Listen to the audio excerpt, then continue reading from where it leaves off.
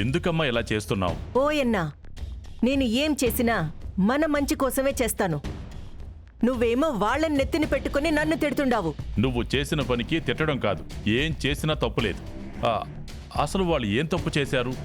ఎందుకని వాళ్ళని ఈ విధంగా వేధిస్తున్నావు? వాళ్ళ కుటుంబానికి మన వల్ల జరిగింది చిన్న అన్యాయం కాదమ్మా. ఒకవేళ వాళ్ళు నిజంగా తప్పు చేసినా మనం చేసిన తప్పు ముందు అది అసలు తప్పే కాదు. జరిగిన తప్పుని ఎలా సరిదిద్దుకోవాలా అని ఆ ఇంటి బిడ్డని నా ఇంటి కోడలుగా చేసుకుంటే వాళ్ళని ఎలా అనుమానించాలా, ఎలా బాధ పెట్టాలా అని అడుగడుగునా ప్రయత్నిస్తూనే ఉన్నావు. నువ్వు చేసిన పనులకి నేను తలదించుకోవాల్సి వస్తుంది. ఇంకోసారి ఇలాంటి ప్రయత్నాలు చేసినా, ఇంకోసారి నీ వల్ల వాళ్ళు బాధపడినా ఊరుకొని చెప్తున్నాను. నీకిదే చివరిసారి చెప్పడం, గుర్తుంచుకో. అనేసేయ్, ఇంకా అన్నీ అనేసేయ్. అల్లుళ్ళు మా అన్న అనుకుని మిమ్మల్ని నమ్ముకుని మీ పంచనే పడుండాను కదా. నాకు తగిన శాస్తే చేస్తుండావు. ప్రతిదానికి ఆ మాట మాట్లాడొద్దు. నా చెల్లెలుగా నీకేం తక్కువ చేశాను? అత్తగా నీకు నా బిడ్డలు ఏం తక్కువ చేశారు? చివరికి గాలికి తిరిగే ఆ తాగుబోతేదో కూడా నీ చుట్టే తిరుగుతాడు, నీ మాటనే సమర్థిస్తాడు. నువ్వు తప్పు చేసి మళ్ళీ మేమేదో తప్పు చేసినట్టు మాట్లాడతావు. పద్ధతి కాదు అన్నపూర్ణ. నా చెల్లెలుగా నీ పద్ధతిలో నువ్వు ఉండు. నీ ప్రేమలో నేనెప్పుడూ వేలెత్తి చూపించలేదు. వాళ్ళకి అత్తగా ఉన్నావు, అత్తగా కంటే తల్లిగా ఉన్నావు. అందులో కూడా నాకు ఎలాంటి ఇబ్బంది లేదు. కానీ ఒక పరాయి ఇంటి పిల్ల మన ఇంటి కోడలుగా వస్తుంది అంటే నీ పద్ధతులు మారాయి, నీ ఆలోచనలు మారాయి. ఇదే నాకు కొత్తగా ఉంది. ఈ పద్ధతే మార్చుకోమని చెప్తున్నాను. అర్థం చేసుకో.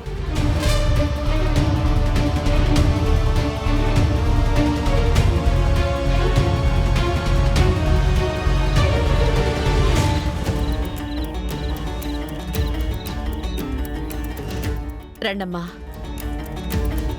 అమ్మా, మీరు ఈ గదిలో పడుకోండి.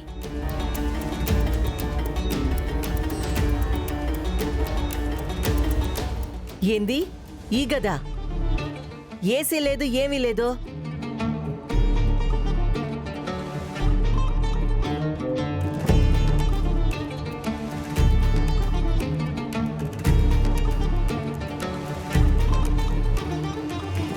కిటికీ తలుపులు తీస్తే ప్రకృతి ప్రసాదించిన గాలొస్తుంది. ఈ గాలి ముందు ఏ ఏసీ పనికిరాదు. అవునత్త, చల్లటి గాలి వస్తుంది. అయినా నువ్వు పుట్టినప్పటి నుంచి ఏసీలో పుట్టి ఏసీలో పెరుగుంటావా ఏంది? నువ్వు ఉండరా ప్రతి దానికి. సర్లే, ఉండేదానికి యాడుంటే ఏంది, సర్దుకొని పోతానులే. వెళ్ళండి అందరూ. సరే, బాగా చెప్పుండవు అత్త. పోరా.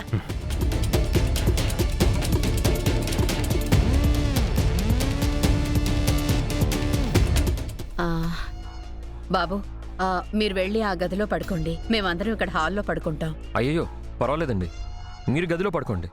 నేను తమ్ముడు ఇక్కడ హాల్లో పడుకుంటాం. అయ్యో, మీరు హాల్లో ఎలా పడుకుంటారు బావగారు?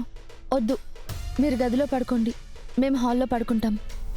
మేము గదిలో పడుకుంటే మీరు హాల్లో పడుకోవడం ఏంటండి? మీరు వెళ్ళి గదిలో పడుకోండి, ఏం పర్లేదు. మేము హాల్లో పడుకుంటాం. ఏరా చిరు? నాదే ఉండదు, ఏడైనా పర్వాలేదు.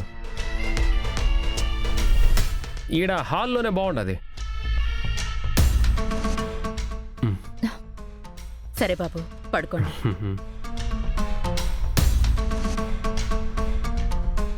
ఏండే కింద పడుకుందాంలే, బాగానే ఉంటుంది. ఈ చాప దిండు తీసుకోండి. పాపా, నాకు ఈ లైట్ ఉండే నిద్ర పట్టదు, కొంచెం లైట్ ఆఫ్ చేస్తావా?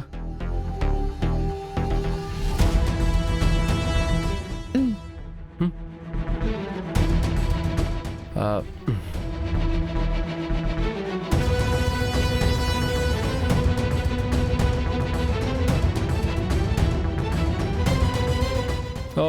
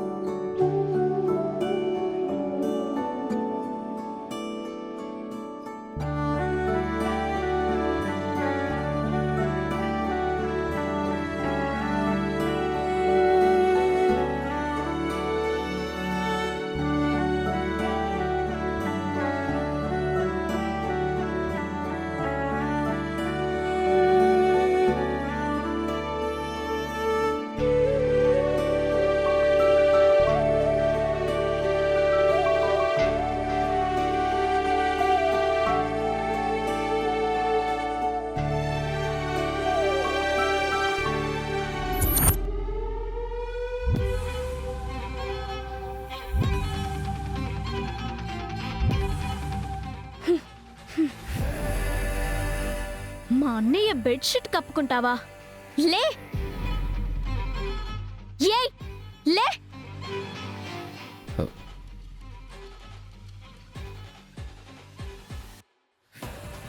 ఏమైంది? ఏం బాబా ఏమై ఉండదు?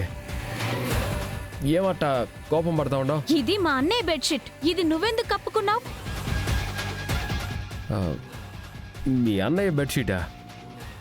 అది నాకెట్లా తెలుస్తుంది? వర్ష ఏమైంది? నువ్వు కప్పుకోవడానికి వేరే దుప్పటే కనిపించలేదా?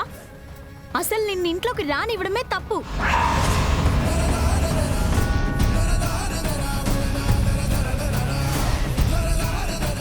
అన్ని భరించుకుంటూ పోతూ ఉంటే నీ ఇష్టానికి ప్రవర్తిస్తున్నావు.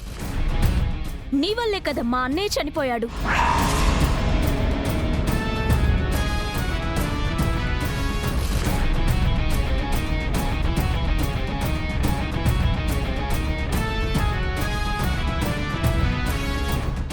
నీ వల్లే కదా మేం దిక్కులేని వాళ్ళమయ్యాం.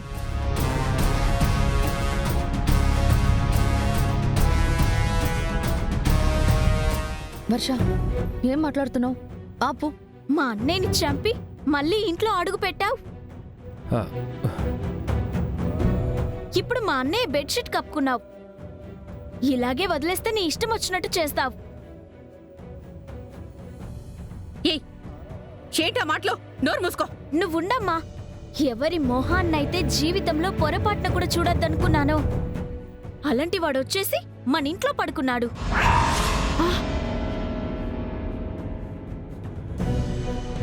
ఎవరైతే మా అన్నయ్య చావుకి కారణమయ్యారో అలాంటి వాడికి మన ఇంట్లో రాచ మర్యాదలు చేస్తున్నాం.